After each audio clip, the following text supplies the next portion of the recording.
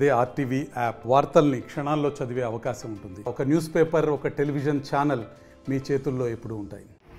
వాల్మీకి మహర్షి జయంతి సందర్భంగా ఈరోజు ఇక్కడ వచ్చేసిన మన వాల్మీకి సోదరులకి అందరికీ, ప్రతి ఒక్కరి నాయకులకి, మండలాల నుంచి వచ్చిన నాయకులందరికీ ఈరోజు మన వాల్మీకి జయంతి సందర్భంగా అందరికీ ప్రత్యేకంగా ధన్యవాదాలు తెలుపుకుంటున్నాం. ఈరోజు మన వాల్మీకి మహర్షి గురించి చాలా తెలుసు, అందరికి తెలుసు. ఆయన రామాయణాన్ని రచించిన వ్యక్తి. ఎందుకంటే దారి దోపిడీలో ఉండి దొంగతనాలు చేస్తూ ఒక మహర్షి అయినంటే ఏదన్నా కానీ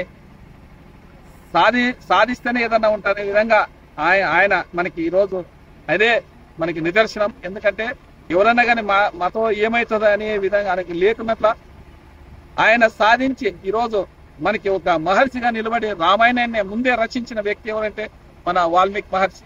అలాంటి వ్యక్తి ఈరోజు మా ఆంధ్ర రాష్ట్రంలోనే కొన్ని జిల్లాలేమో బీసీలో ఉన్నారు, కొన్ని జిల్లాలేమో ఎస్టీలోకి చేసిన. ఎందుకంటే అక్కడ గిరిజన ప్రాంతం అంతా అక్కడ ఈస్ట్ వేసిన మొత్తం ఎస్టీలో ఉన్నారు. మా రాయలసీమ ప్రాంతంలో మాత్రమే బీసీలోకి చేర్చినారు. ఎందుకంటే ఉండేదంతా ఇక్కడ జనాభా మా వాల్మీకిలో ఉండేది ఈ ఆంధ్రప్రదేశ్ డిస్టిక్, కర్నూలు డిస్టిక్ ఎక్కువ జనాభా ఉంటాం మేము. అలాంటిది ఇక్కడ కొంతమంది వ్యక్తులు ఇంతకుముందు ఎస్టీలో ఉన్న వాళ్ళని బీసీలో చేర్చినారు. అలాంటిది ఆ రోజు మాకు స్వతంత్రం వచ్చినప్పటి నుంచి మన వాళ్ళు పోరాటం చేస్తూనే ఉన్నారు. అధికారం వస్తుంది, అందరూ అధికారం మభ్య పెడుతున్నారు. అదే చంద్రబాబు నాయుడు గారు ఆలూరుకు వచ్చిన ఆయన క్యాన్వాసింగ్ వచ్చినప్పుడు ఆలూరులో ఖచ్చితంగా నేను వస్తేనే అధికారంలోకి వచ్చిన మరుసటి రోజే మిమ్మల్ని ఎస్టీలో చేస్తున్న విధంగా ఆయన మాట ఇచ్చి ఈరోజు మాట తప్పడం జరిగింది. ఎందుకంటే ఈరోజు వాళ్ళు అనుకుంటే క్షణాల్లో అయిపోతుంది. ఎందుకంటే మన ఆంధ్ర రాష్ట్రం నుంచే ఈరోజు కేంద్ర ప్రభుత్వం నడుస్తుందనే విధంగా ప్రతి ఒక్కరికి తెలుసు, ఇండియాకే తెలుసు. అలాంటిది ఈరోజు ఆయన మభ్య పెడుతూ, ఎందుకంటే మాటలకే అంకితం చేస్తారు. ఎందుకంటే మా వాల్మీకి ఎస్టీలో చేస్తే యాడే రిజర్వేషన్ ఈబేకి వస్తాను ఈ విధంగా కొంతమంది బడ నాయకులు ఈరోజు మభ్య పెడుతుందని అడుగులు తొక్కుతున్నారు. కాబట్టి మనమంతా వాల్మీకి సోదరులంతా ఖచ్చితంగా మేల్కోవాల్సి వస్తుంది. లేదంటే వీళ్ళు ఇలాగే కాలం చలిస్తారో ఈ విధంగా చెప్తున్నాము. అదేవిధంగా మోడీ గారు ఆయన అనుకుంటే ఎంత చేపడదు, ఒక్క తీర్మానం చేస్తే అయిపోతుంది ఆ పార్లమెంట్ లో.